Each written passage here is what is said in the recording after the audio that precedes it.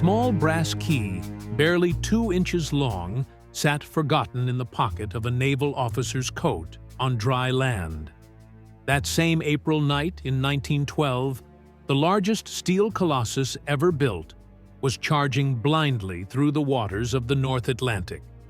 The fate of more than 1,500 lives was not sealed by a shortage of lifeboats or by the sheer size of that wall of ice. The sentence was signed by that tiny piece of metal. It was the only means of unlocking a specific cabinet mounted on the main mast, a compartment that held the instruments needed to pierce the absolute darkness and prevent a deadly glancing blow.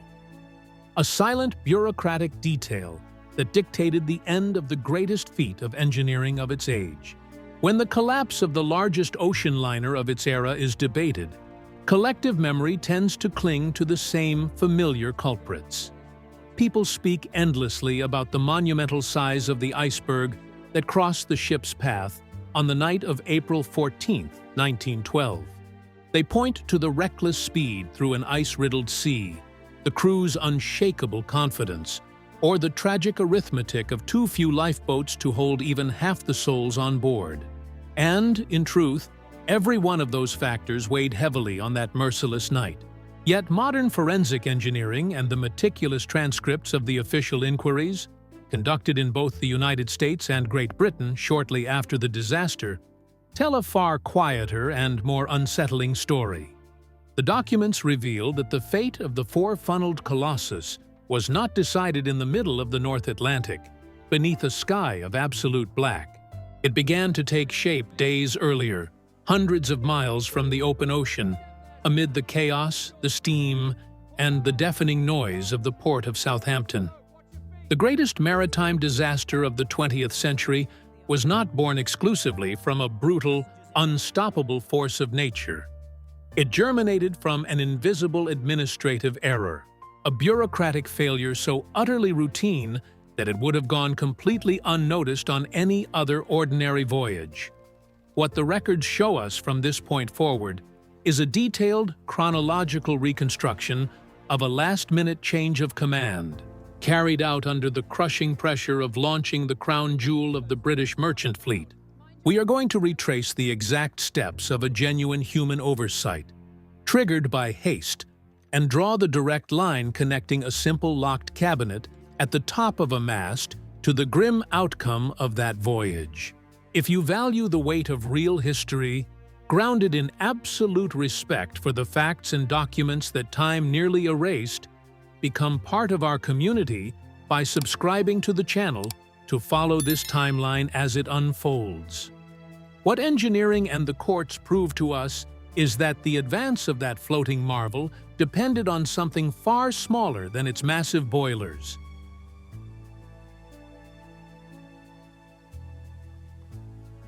It depended on an invisible detail. By leaving the dock with that equipment locked and out of reach, an irreversible chain of events was set in motion, laying the exact groundwork for the underwater glancing strike that would permanently seal the fate of more than 1,500 people. Southampton, April 1912. The days leading up to April 10, 1912, turned the docks of the British port into a relentless human anthill. The thick smell of burning coal and the rhythmic metallic clang of cranes dominated the cold morning air. Supplying the largest and most luxurious floating marvel in the world had required weeks of non-stop logistics. Tons of critical supplies, fine china, luxury luggage, and mountains of correspondence moved up the loading ramps under the watchful eyes of a crew already pushed to the limits of physical exhaustion. Every last detail had to be absolutely flawless for the maiden crossing. The prestige and reputation of the shipping company depended on that aura of unshakable perfection and total command of the seas. Behind the scenes, however, in the quiet, carpeted offices of the Directorate, a last-minute administrative decision was about to trigger the first and most silent link in the chain of disaster. With precious little time before the lines were cast off, top-level executives intervened directly in the ship's chain of command. They concluded that, to operate a steel colossus of more than 51,000 tons on her maiden voyage, it would be prudent to have maximum experience on the upper deck. They therefore ordered the immediate transfer of a highly decorated first officer, then serving on the sister ship of the same fleet, to assume the position of second in command. In the rigid and unforgiving naval hierarchy of the era, the sudden arrival of a senior officer from outside sets off a merciless domino effect. The officers already assigned to the voyage were summarily bumped down one rank to make room for the newcomer. The man who would suffer the most severe impact from this rushed bureaucratic reshuffling was the professional originally slated as second officer. He was not merely demoted in the hierarchy, he was removed from the voyage entirely, a blunt, sudden dismissal that stripped him of what would have been the most coveted ocean crossing of his generation. Before we follow the exact moment when this man packs his belongings and unknowingly seals the fate of more than 1,500 souls, take a brief moment and tell us in the comments what country you're watching this documentary from. We love reading and responding to everyone, because knowing how far our investigation reaches motivates us to keep uncovering the true story in ever greater depth. Returning to the narrow, well-polished corridors of the crew quarters, the mood was one of visible resentment and frustration. The original second officer had been on board the ship for several days. During that long period of preparation in port, he was directly responsible for organizing the navigation equipment, overseeing compass tests, and, most critically, cataloging and storing the visual observation instruments. To prevent theft or damage during the chaos of boarding passengers and crew, he had locked the vital optical equipment inside a sturdy wooden cabinet, mounted strategically on the ship's main mast, also known as the crow's nest. When news of his unexpected dismissal broke, wounded pride and the urgency to clear his space spoke louder than any procedure manual. The records of forensic engineering and the subsequent inquiries make it devastatingly clear that a catastrophic failure in communication took place.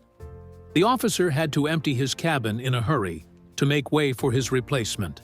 Amid the bitterness of losing the voyage, the deafening noise of final preparations on the decks above, and the urgency of packing his bags, the standard handover procedure was completely ignored.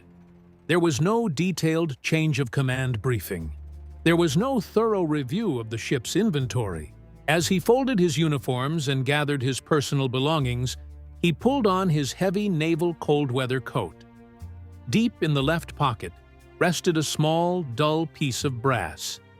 It was the key, the only key in existence capable of unlocking the equipment cabinet on the main mast. With his luggage in hand, the officer descended the interior stairways, walked across the main deck, and crossed the gangway toward the concrete pier. He turned his back on the imposing four-funneled giant and walked away, carrying in the darkness of his pocket the unrestricted access to the crew's visual tools. Nobody on board noticed the absence of that key until dry land was nothing more than an imaginary line on the horizon. The ship departed for the open sea, displaying her undeniable grandeur to the thousands of spectators crowded along the dock.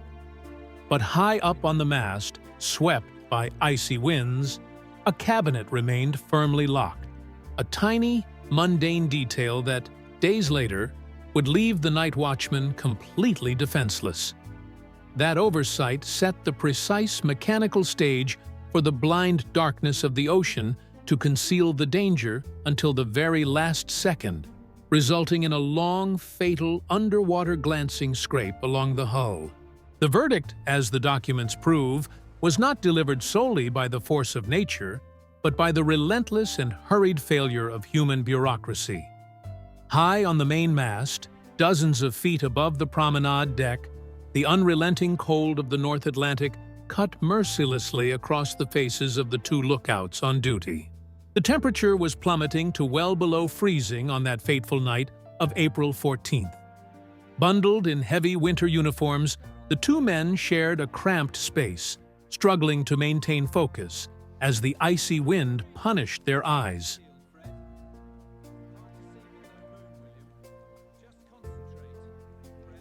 In the rigid structure of commercial navigation, they were the vessel's first and most critical line of defense. Have you ever tried to focus your eyes on a horizon where the black ocean merges perfectly with a starless sky? That was exactly the oppressive visual barrier those two professionals faced. Nature, on that silent night, had set a perfect meteorological trap. There was absolutely no moonlight in the sky. The sea was exceptionally calm, smooth as a vast mirror of dark glass, and it is precisely in that detail that ocean physics conceals the danger. Under normal conditions, the swell of water crashes against the rough base of an ice mass, generating a constant, agitated line of white foam. That thin, bright streak shines in the darkness and serves as a vital warning, visible for miles. But with no wind and no waves to break at its base, those glacial mountains became black holes on the horizon. They reflected no light whatsoever. They remained stealthy, immense, and completely invisible to the naked eye. If we could, for just a moment, observe the steel colossus from outside, gliding through that uncharted vastness, we would witness a true marvel of floating engineering.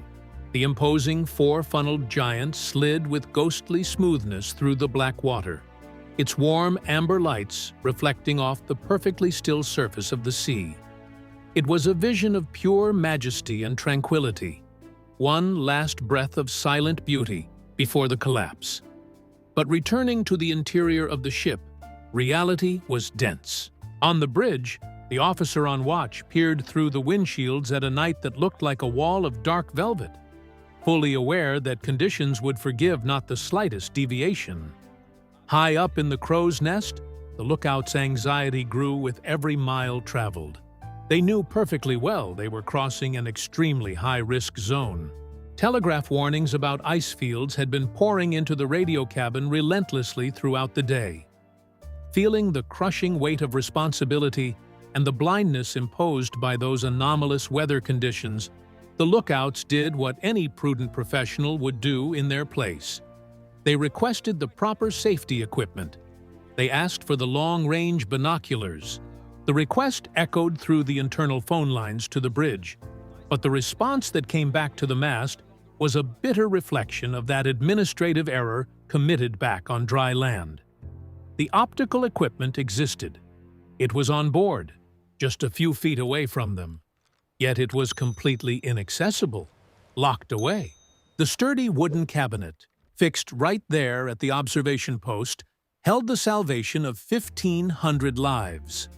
But the lock remained inert, waiting for a small piece of brass traveling in the bottom pocket of a dismissed officer's coat, thousands of miles away on the European continent. Without the vital visual range that the magnifying lenses would have provided, the human eye, already exhausted and watering in the extreme cold, became the only resource protecting a formidable mass of 51,000 tons tearing through the darkness. The blindness of that isolated stretch of the Atlantic would not forgive the bureaucratic absence of that small object. The stage was perfectly set for the crew to perceive the wall of ice only when contact was inevitable, paving the way for a long and destructive underwater glancing scrape along the starboard hull. The clock on the deck pressed forward without mercy, and the countdown to the most terrifying moments in the history of commercial navigation had begun. The physics behind moving a colossal mass at sea is a force of nature that accepts no negotiations or last-minute regrets. It is not a matter of spinning a wheel and waiting for a docile response from the machinery. When 51,000 tons of steel advance through the ocean at a cruising speed of 22 knots, roughly 25 miles per hour, the weight of inertia becomes the only absolute law. Deep in the dark, thunderous belly of the ship, hundreds of men fed massive coal-fired boilers, generating the enormous steam that drove 3 huge bronze propellers. For passengers resting under heavy blankets in their ornate cabins, The vessel's glide was so steady and smooth, it bordered on the surreal. But for those who truly understood the unforgiving rules of naval mechanics, maintaining that constant speed through a stretch of ocean infested with drifting mountains of ice was an extreme test of endurance. Without the amplified vision that the locked cabinet could have provided, the engineering marvel was a Titan advancing blindfolded into the unknown. High on the main mast, exposed to the cutting temperature of the North Atlantic, the lookout on duty was fighting against the very limits of human biology. The bitter cold numbed his fingers as the frozen air punished his exhausted eyes without mercy. Have you ever tried to focus your vision into absolute emptiness, when the dark sky and sea merge into an endless abyss? That was the oppressive barrier he faced dozens of feet above the deck. Without the locked binoculars sitting uselessly below him, he depended entirely on trying to perceive the absence of something on the horizon. He was not looking for a gleaming white mountain because there was simply not the faintest moonlight to reflect off it in the darkness. What his tear-filled eyes frantically searched for was an anomaly in the shadows. He needed to identify a mass dense and thick enough to blot out the faint glow of the few stars sitting near the waterline. The mechanical clock on the deck read 11:39 p.m. It was in this precise and silent moment that the night seemed to acquire a concrete and terrifying texture. Dead ahead on the vessel's straight-line course, a black and primordial wall emerged from the still water, completely stealthy, without forming a single wave or line of foam at its base to betray the danger. Forensic engineering and the brutal mathematics of the subsequent tribunals would prove that, relying solely on the naked eye, the lookout spotted the lethal mass at a distance of less than 1,800 feet. Had the human bureaucratic failure not occurred, and had the observation instruments been in place before his eyes, the deadly obstacle would have been safely identified miles away. With his heart pounding and his hands suddenly tense, the professional yanked the thick rope of the warning bell, sending 3 sharp metallic strikes ringing through the air. Then, using the brass telephone, he delivered the irreversible verdict to the bridge. There was a massive barrier directly off the bow. On the bridge below, the senior officer on watch had the oxygen ripped from his lungs. Peering through the windshield, the ice wall was growing at a terrifying speed. From those 3 strikes onward, inertia and steel took the reins of destiny. There were exactly 37 seconds to physical contact. 37 agonizing, microscopic seconds to attempt to change the course of a colossus designed for everything except emergency turns. The order for a hard turn was shouted across the wheelhouse. The engine telegraphs demanded immediate reverse thrust from the boilers. The enormous steam-powered rudder began its colossal struggle against the pressure of the darkened water. Yet the liner's bow, driven by tens of thousands of tons, continued sliding forward in a deadly glide before it began, very slowly, to shift its axis. In the final seconds, every breath was held. The ship's narrow prow finally responded and appeared to slip sideways, passing incredibly close to the frozen rock and narrowly escaping a direct head-on crushing.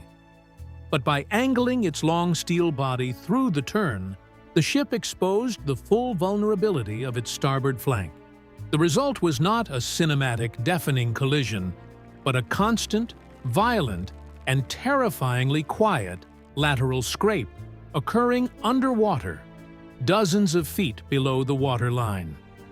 As the hard base of the iceberg dragged along the starboard steel plates, the brittle rivets surrendered to the brutal pressure, opening hidden seams that allowed the sea to flood multiple compartments at once. That unbroken wound sealed the verdict of the night. The growing weight of thousands of tons of salt water would soon begin pulling the bow inexorably toward the ocean floor. A silent structural collapse that was preparing the terrible mechanical physics that would, hours later, snap the steel giant in two before swallowing its stern forever. But if we could freeze that exact moment of impact and soar above the calm waters to observe the scene from a distance, the image would be one of incredible, haunting serenity. Seen from outside, the majestic four-funneled giant appeared completely undisturbed. She glided sovereign and steady beneath the moonless vault, with the golden lights of her decks reflecting perfectly on the still, mirror-dark sea. It was a vision of absolute beauty, a grand and imposing tableau that concealed, beneath the stillness of the frozen waters, the irreversible end of an engineering dream sentenced by the mundane absence of a small key. David Blair's burden. While the world was thrown into a state of absolute shock by the painful front-page headlines on the morning of April 16th, one man on dry land carried an invisible and silent burden. David Blair, the officer hastily dismissed on the eve of that maiden crossing, survived the tragedy without having come anywhere near the icy ocean waters. He escaped the grim fate that claimed so many of his former crewmates and fellow officers, yet his physical survival ultimately exacted a crushing psychological price as the days wore on. When the official confirmation of the Steel Colossus's collapse reached the shipping company's offices, Blair knew exactly what he was carrying in the pocket of his coat. The mast cabinet key, that small piece of brass holding the night crew's magnified vision, was still with him in Europe. He was physically safe at home, but that bureaucratic oversight had become his personal and untransferable punishment. In the months that followed the disaster, the relentless search for answers and accountability did not take place in the murky waters of the North Atlantic, but under the cold, unforgiving light of the courts of justice. Both in Washington, D.C. and in London, stern magistrates and naval engineering experts launched exhaustive and meticulous inquiries. The goal was to rationally understand how a 46,000-ton technological marvel had met its end so abruptly. Among the hundreds of witnesses summoned to detail the horrors of that night, the most tense and anticipated testimonies came from the very sailors who were supposed to have been the vessel's eyes. We could have seen it in time. When surviving lookout Frederick Fleet took the witness chair at the American Tribunal, the entire chamber plunged into a sharp silence. Before stern judges and an audience still gripped by collective grief, the inquiry board asked the exact question that would haunt naval management forever. They asked directly whether unrestricted access to the long-range binoculars would have made any practical difference on that deadly, calm, moonless night. The exhausted sailor's response, recorded and immortalized on the aging pages of the official transcripts, left no opening for alternative interpretations or corporate defenses. Fleet stated categorically, under sworn legal oath, that had the wooden cabinet not been locked, the colossal ice structure would have been spotted with time to spare. Exactly enough time to turn the wheel and steer the ship completely clear of the collision course. Those few documented words permanently shifted the historical weight of blame.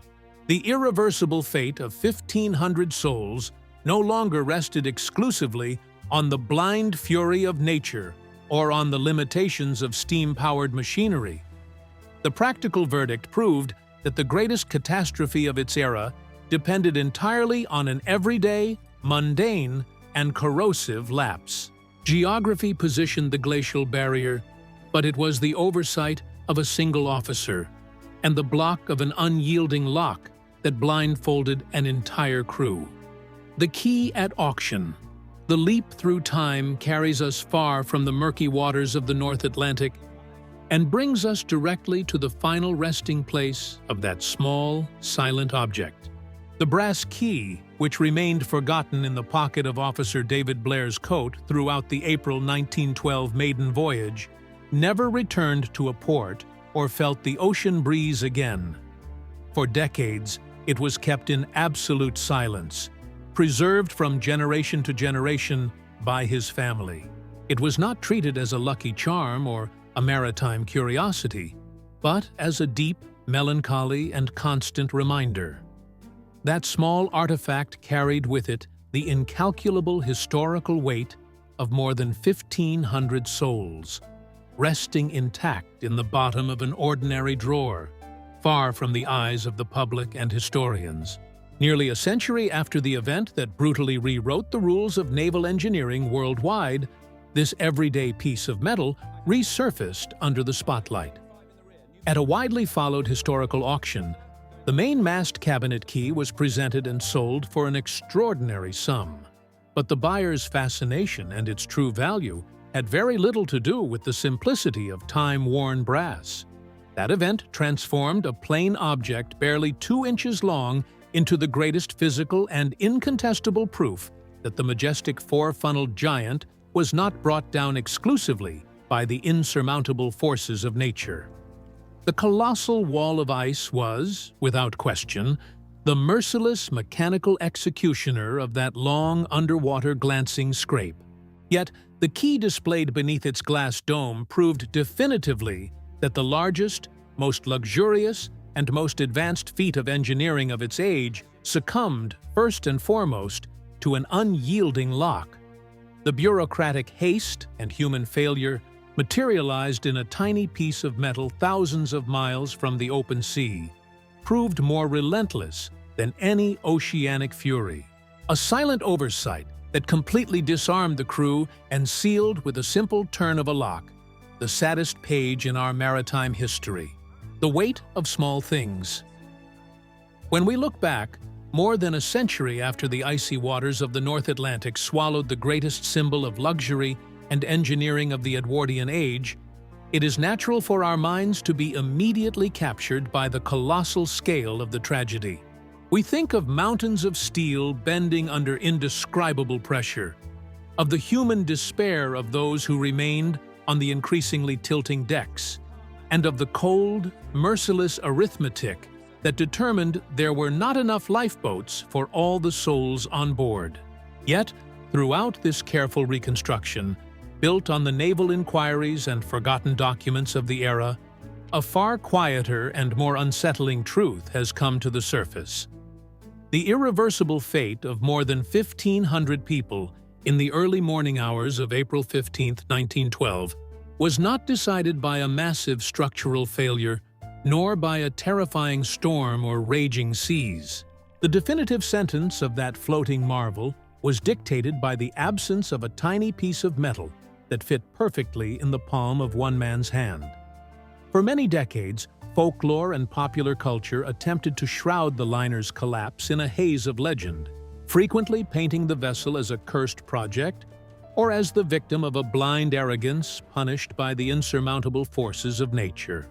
The sad and heavy story of the forgotten brass key permanently dismantles that myth. It pulls the catastrophe out of the realm of the supernatural or the inevitable, and brings the disaster squarely within the scale of purely human error.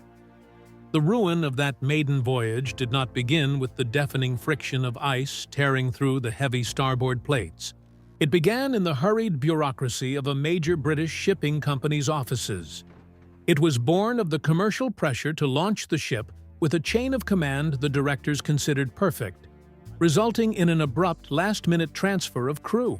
And it culminated, in tragic and silent fashion, in the ordinary distraction of a frustrated officer who, while hurriedly gathering his belongings, carried away in his pocket the only practical access to the magnified vision the night watch would so desperately need days later.